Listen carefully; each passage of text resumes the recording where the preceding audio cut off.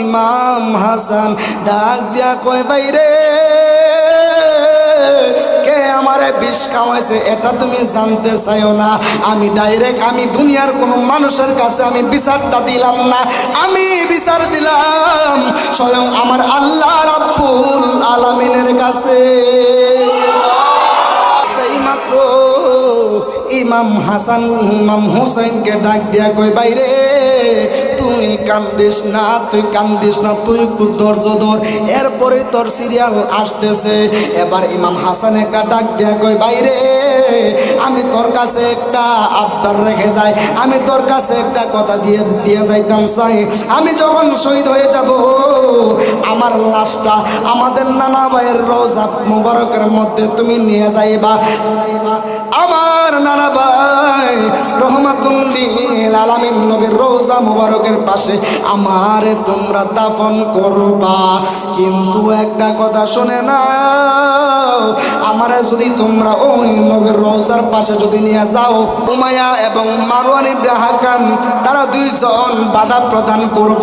কিন্তু সাবধান, আমার লাশটারে তুমি সামনে রাইখা ওই মদিনার মধ্যে তুমি কখনো রক্তপাত কইরো না।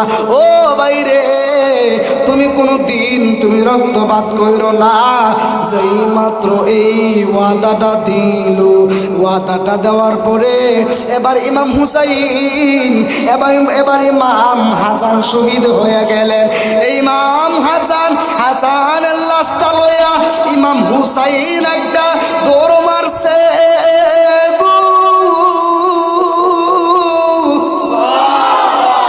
ইমাম হুসাইন ইমাম হাসানের লাশটারে লইয়া নবীজির দরবারের মধ্যে চলে গেলেন।